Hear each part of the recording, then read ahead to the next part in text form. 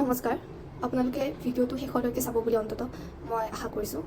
আৰু কালি এটা ভিডিঅ' আকৌ আমাৰ মাজত আহিছিলে য'ত তেওঁক বাৰে বাৰে কৈ আছে যে জুবিন দা আপুনি যাওক, জুবিন দা আপুনিও যাওক, পানীত নামিবলৈ তেওঁক বাৰে বাৰে কৈ আছিলে। তেওঁ আমি সকলোৱে জানো তেওঁ কিমান শিশুসুলভ ব্যক্তি এগৰাকী। মই নিজে তেওঁক লগ পাইছোঁ, মই জানো সেই ক্ষেত্ৰত সেই বস্তুটো মোৰ মানে চকুৰ আগত আহি আছে। সেই বস্তুবোৰ সি তেওঁৰ লগত থকা সকলো মেমৰিজ মোৰ চকুৰ আগত আহি আছে বৰ্তমান। আমি তেওঁক ইমান বেছি ভাল পাওঁ, মই মানে কি কওঁ, আপোনালোকে যদি তহঁতে ৰাখিব নাজানো মানুহজনক, তহঁতে কৈ দিলি হয়। আমি আছিলোঁ ন তেওঁৰ বাবে আমি আছিলোঁ। আমি অসমবাসী ৰাইজে তেওঁক ইমান বেছি ভাল পাওঁ। তেওঁক মূৰতে ৰাখিম নে কোচতে বহাম নে ক'ত ৰাখিম, আমি ইমান আলাসেৰে তেওঁক ৰাখিলোহেঁতেন। আমাৰ পিতৃতুল্য, আমাৰ দেউতাৰ বয়সৰ আমাৰ দাদা তুল্য তেওঁ, ভগৱান মানে সকলোৱে। তেওঁলোকে সেই ব্যক্তিজনৰ লগত থাকোঁতে তেওঁক মানে ইমানে মানে সহজ, ইমানে সাধাৰণ মানুহ এজন বুলি ভাবিলে নেকি? যে সেই মানুহজন য'ত যায় যেনেকৈ থাকে, ঔষধ খাইছে নাখাইছে, কিমান দূৰ সঁচা ময়ো নাজানো, কিন্তু যিখিনি কথা শুনিছোঁ সেইখিনিকে মই বিশ্বাস কৰি এই কথাখিনি কৈছোঁ। ঔষধ খাইছে নাখাইছে, তেওঁ পানীত নামক, তেওঁ লাইফ জেকেট নোলোৱাকৈ নামক, সকলোখিনি এৰি দিলে। আৰু এতিয়া যদি এইটো কথা কয় যে তেওঁ বহুতৰ কথা শুনা নাছিলে, তেনেকৈ ক'লে নহ'ব ন। আমিও আমাৰ মা দেউতাক এনেদৰে কেতিয়াবা বুজাওঁ। আমাৰ ঘৰতো হয়, সকলোৰে ঘৰত হয়। কেতিয়াবা মাক দেউতাকৰ কথা ল'ৰা ছোৱালীয়ে নুশুনে, ল'ৰা ছোৱালীৰ কথা মাক দেউতাকে নুশুনে। সেই বুলি আমি এৰিতো নিদিওঁ ন তেওঁলোকক যে যি কৰ নিজৰ হিচাপত কৰ। তেওঁ নক'লেই যেনিবা লাইফ জেকেটটো পিন্ধো বুলি, তেওঁ পিন্ধিব ইচ্ছা নকৰি তেওঁ যেনিবা পানীত নামিব ইচ্ছা কৰিছিলেই। সিহঁতেতো জানে, লগত থকাখিনি জানিছিলে সেই কথাটো যে তেওঁ পানীত নামিলে তেওঁৰ ওপৰত কি হ'ব পাৰে। তহঁতে নোৱাৰিলে আমাক দি দিলি হয়, আমি তেওঁৰ শুশ্ৰূষা কৰিলোহেঁতেন, তেওঁক আমি জীয়াই ৰাখিলোহেঁতেন।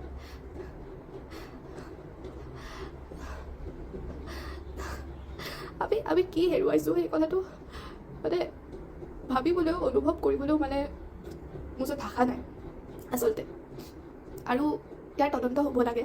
আচলতে তদন্ত বুলি নহয়, আমি সকলোখিনি আমাৰ চকুৰ আগত আছে। এতিয়া যদিহে এই ক্ষেত্ৰত কোনো মাত নামাতে, জুবিন ছাৰ থকালৈকে মই তেওঁক কেতিয়াও জুবিন দা বুলি নামাতিলোঁ। কাৰণ মই কেতিয়াও মোৰ মুখেৰে জুবিন দা শব্দটো নোলালে তেওঁৰ বাবে। কাৰণ তেওঁ মোৰ পিতৃতুল্য হয়, তেওঁ মোৰ পিতৃৰ বয়সৰ হয়, মোৰ পিতৃৰ বহুত ভাল বন্ধু আছিল তেওঁ। সেইকাৰণে মই তেওঁক সদায় ছাৰ বুলিয়ে গণ্য কৰিলোঁ, ছাৰ বুলিয়ে মই সদায় মাতিছিলোঁ। তেওঁৰ গোটেই কৰ্মখিনি নোহোৱালৈকে আমি সকলোৱে শান্তভাৱে আছিলোঁ। আমি ধৈৰ্য ধৰি থাকিলোঁ, ধৈৰ্য ধৰা হ'ল, আমি দেখাই দিলোঁ আমি তেওঁক কিমান ভাল পাওঁ।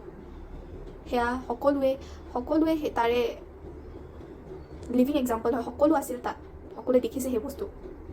এতিয়া যদি এই ক্ষেত্ৰত কোনো ধৰণৰ প্ৰশ্ন উত্থাপন নহয়, তেওঁলোকে যদি এটা প্ৰেছ মিট নিদিয়ে, যিটো তেওঁলোকে দিবই লাগিব। এজাহাৰ দাখিল হৈছে, সেইখিনি কথা আমি পাতিম। এজাহাৰ দাখিল হৈছে, আইনে নিজৰ কাম কৰিব, সকলোখিনি কৰিব, চৰকাৰে সহায় কৰিব। মোৰ বিশ্বাস যে চৰকাৰে সহায় কৰক এই ক্ষেত্ৰত। কিন্তু তেওঁলোকে যদি এটা প্ৰেছ মিট নিদিয়ে, 3-4টা তেওঁলোকে বেলেগ ধৰণৰ কাহিনী আমাৰ আগত প্ৰস্তুত কৰিলে, তাতেই গম পায় যে কিমান ভুৱা কথা, কিমান এখন ধুনীয়া স্ক্ৰিপ্ট বনাই আমাক শুনোৱা গৈছে। আৰু যদি আমি যদি এটা ঘটনা আমি যদি বিৱৰণ দিব লাগে, যিটো ঘটনাত আমি উপস্থিত আছিলোঁ, আমাৰ ইমান সময় কোনোদিনা নালাগে। আমি ইমান ৰখি ইমান ভাবি ক'বলগীয়া আমাৰ কোনোদিনা নহয়। সেয়া আমাৰ স্পণ্টেনিয়াছলি মুখেৰে ওলাব। কিন্তু যিমানকেইজনৰে মিডিয়াই বাইট ধৰিছে, সকলোতে আপোনালোকে এটা কথা নটিছ কৰিব, তেওঁলোকে যেন কিবা এটা মনত কৰি কৈ আছে কথাবোৰ, তেনেধৰণে লগা নাইনে? জুবিন অনুৰাগীয়ে যদি এইখিনি মুহূৰ্তত ওলাই নাহে, এই কথাৰ যদি প্ৰশ্ন নুঠায়, তেনেহ'লে মই ভাবি লওঁ মোৰ কাৰণে অসম মৰি যাব। মই অসম মৰি যোৱা বুলি ভাবিম। কাৰণ মই বিচাৰোঁ সত্যটো ওলাওক। যদি কোনোবাই ভুল কৰিছে, সেই ভুলটোৰ তেওঁলোকে শাস্তি পাওক। আৰু যদি চাওক, ভুল বুলি ক'বলৈ গ'লে ইয়াত ডাইৰেক্টলি মাৰা বুলি আমি ক্লেইম কৰা নাই। ডাইৰেক্টলিতো তেওঁলোকে মাৰাই নাই। কিন্তু মানুহ এটাক যদি আপুনি দুই দিন ধৰি ঔষধ খাবলৈ দিয়া নাই, আপুনি যদি তেওঁক মদ খুৱাই দিছে, সেইটোতো তেওঁলোকে নকয়। কাৰণ তাততো মদ খাইছে, ডেফিনেটলি মদ খাইছে। তেওঁলোকে উৎপাত কৰিছিলে যেন তেওঁলোকে মানে কোনো প্ৰগ্ৰেমত অহা নাই, কাৰোবাৰ গুৰু দায়িত্ব লৈ যেন অহা নাই, তেওঁলোকে ভেকেশ্যনত আহিছে, ঠিক তেনেধৰণে আছে। আৰু অকল 2জন বা 3জন ব্যক্তিৰে নাম ইয়াত কিয় উল্লেখ কৰা হৈছে? শ্যামকানু মহন্ত, সিদ্ধাৰ্থ শৰ্মা, শেখৰজ্যোতি গোস্বামী, অকল এই 3জনৰ নাম কিয়? সন্দীপন গাৰ্গৰ নাম কিয় কোনেও লোৱা নাই? তেওঁতো নিজৰ ভাতৃ আছিলে। মই মানি লৈছোঁ শেখৰজ্যোতি গোস্বামী, সিদ্ধাৰ্থ শৰ্মা, শ্যামকানু মহন্ত তেওঁলোকে বিজনেছৰ কাৰণে, তেওঁৰ লগত কাম কৰে কাৰণে, প্ৰফেচনেলি থাকে কাৰণে তেওঁৰ লগত জুবিন ছাৰৰ লগত প্ৰফেচনেলি থকাৰ কাৰণে সেইখিনি হ'ল যেনিবা। কিন্তু সন্দীপন গাৰ্গটো নিজৰ ভাতৃ আছিলে। তেওঁ অন্ততঃ প্ৰেছ মিটত থাকিবই লাগিব। তেওঁ এই কথাখিনি ক'ব লাগিব আচলতে কি হ'ল, তেওঁ কিমান ভাগৰিছিল পানীত থাকোঁতে। আমি সকলোৱে দেখিছোঁ সেই বস্তুটো। প্ৰশ্নটো এইটো নুঠে যে তেওঁ সাঁতুৰিব জানে কাৰণে আমি তেওঁক সাঁতুৰিব যাব দিলোঁ, তেওঁ ইচ্ছা কৰিছে তাত নহয়। আপোনালোকে পানীত নামিব কিয় দিলে? এবছলিউট নেগলিজেঞ্চৰ কাৰণে আজি আমি জুবিন গাৰ্গক হেৰুৱালোঁ। আমি কি হেৰুৱালোঁ সেই কথাটো তেওঁলোকে মানে বুজি পাইছেনে নাই মই নাজানো, কিন্তু এবছলিউট নেগলিজেঞ্চ মই ইমানেই ক'লোঁ। নেগলিজেঞ্চৰ কাৰণে আজি জুবিন গাৰ্গ আমাৰ মাজত নাই, আৰু তাৰে শাস্তি তেওঁলোকে পাবই লাগিব। যোনেই আহি ৰিকুৱেষ্ট নকৰক কিয়, লাগিলে জুবিন গাৰ্গৰ নিজৰ ফেমিলি মেম্বাৰ্ছ আহি ৰিকুৱেষ্ট নকৰক কিয় যে আপোনালোকে উঠাই লওক, আপোনালোকে নহয়। জুবিন গাৰ্গ অকল এজন ব্যক্তিৰ মানুহ নাছিলে, গোটেই অসমৰ মানুহ আছিল। অসমৰ কাৰণে তেওঁ এজন মানুহ আছিল। সকলোৱে নিজৰ কোনোবা হেৰুৱাৰ দৰে কান্দিছে, খোৱা নাই বহা নাই ক'তো, নিজৰ মানুহ হেৰুৱাৰ দৰে দুখ কৰিছে। তেওঁৰ লগত কি ঘটিলে তেওঁ ন্যায় পাব লাগিব। জুবিন গাৰ্গে জীয়াই থকা মুহূৰ্তলৈকে কোনদিনা পলিটিক্স কৰা নাই, আৰু তেওঁৰ লগত যদি এইখিনি সময়ত পলিটিক্স হয়, যদি জুবিন গাৰ্গৰ লগত এনেকুৱা হ'ব পাৰে, তেনেহ'লে আমি কোন?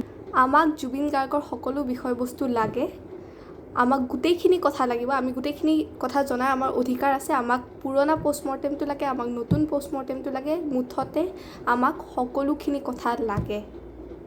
পুংখানুপুংখানুভাৱে গোটেইখিনি কথা আমাৰ আগত ধৰিব লাগিব, উঠাই ধৰিব লাগিব তেওঁলোকে।